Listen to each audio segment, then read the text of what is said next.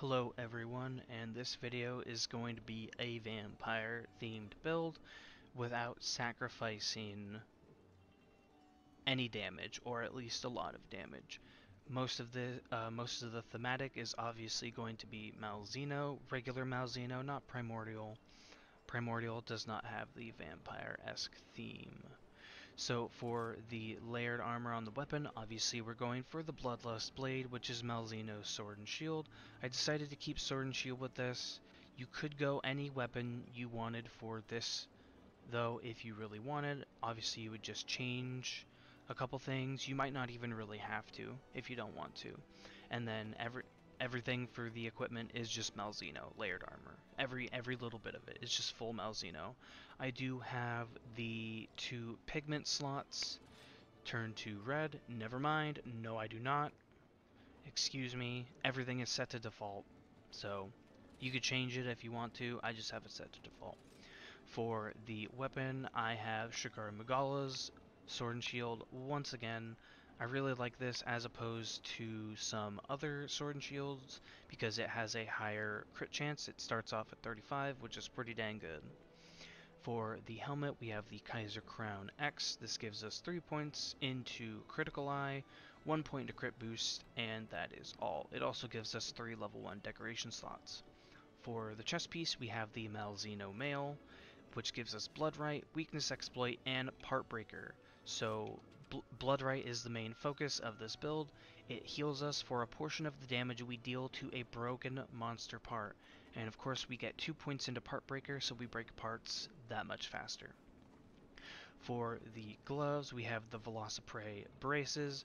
This gives us 2 points into attack boost, a level 3 decoration slot, and a level 1 decoration slot. The level 3 decoration slot helps a lot with this build, as you will see shortly. And for the waist, we have the Malzeno Coil. This maxes out our Bloodright, so when we hit a broken monster part, we heal quite a bit. It also gives us another part of Part Breaker, and it gives us +1 to attack boosts. For the legs, as always, I have the Ingot Greaves. They're just a really good early game piece of equipment that you get, and it gives 2 points into attack boost and 2 points into critical eye. It goes a long way for how early you get it and how easy it is to grind it. And once again, as always, I am using the Underworld Petalace just because I find it to be the most well-rounded. And lastly, for the talisman, I have my Boon Talisman that gives me 3 points into Critical Eye and a level 3 decoration slot. It also gives us Spare Shot, but that is not what we're really looking for. It is just there as a, it's just kind of there. For the decorations themselves, we have a point into Spirit Bird, which just makes it so when we do gather a Spirit Bird, it has a chance of doubling the effect. For the Kaiser Crown, we have a Cornerstone Jewel, a Spirit Bird's Call Jewel, and a Grinder Jewel.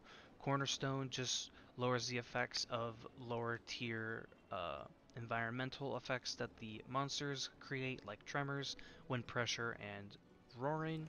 Spirit Bird's Call, every 5-minute interval, gives us a Spirit Bird from somewhere on the map, so we don't have to go and collect it ourselves. And lastly, the Grinder Jewel just makes it so we sharpen our weapon a little bit faster. For the Malzeno Mail, we have Critical Element. If you are not using a elemental weapon, I recommend swapping this out for something else, just so you don't waste a slot. And then for the next level 1 decoration slot, we have another Grinder Jewel and a Diversion Jewel. For this build, I highly recommend swapping out the Diversion Jewel for literally anything else. I just have this left over from the Paladin build, and I didn't feel like swapping it out because I don't have much else to really put in here. Maybe a Hungerless Jewel just to be have another little bit of comfort so our stamina drains slower. And by drain, I mean the red part of stamina shows up. It shows up a little bit less often. For the gloves, I have Polisher Pro which means when we recover sharpness, it grants a boost to our sharpness properties based on the number of levels recovered. I don't really know what this does exactly, but it gives us more sharpness when we do sharpen. So it sounds good to me. I haven't fully tested out what this does, so I'm sure someone can comment down below about what this does and make me not look like as much of an idiot. And for the last slot in the gloves, we have a Dragon Jewel. This is only because I am using a Dragon Element weapon. If you are not using a Dragon Element weapon, I recommend highly to swap this out for whatever you deem necessary or more likely for you to benefit from.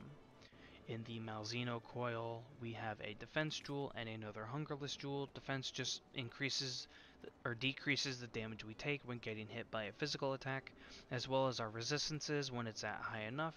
I believe mine is not high enough. I think it has to be a level 4. And Hungerless Jewel, like I said before, reduces maximum stamina depletion over time. So pretty much you don't have to eat rations as often. And in the Greaves, we have 2 more points in defense. Like I have said before, most level 1 decoration slots are pretty interchangeable. It's more so what you like to have more than anything. If you have Cornerstone Jewels, I highly recommend slotting those in over everything else though, just because of the versatility it gives when a monster is enraged. And lastly, for my Boon Talisman, I have a Handicraft Jewel because it's pretty hard to slot Handicraft in this game, at least in my experience. So whenever you get the chance to, I highly recommend slotting it when you can. This build was pretty short in comparison to most of my build videos. I hope you enjoy it. I hope it serves you well. I know the blood-sucking thematic is pretty popular among people, especially vampire stuff, because, well, a lot of people find vampires pretty cool. I hope you have a wonderful day, evening, or night, and I will see you all in the next one. Goodbye.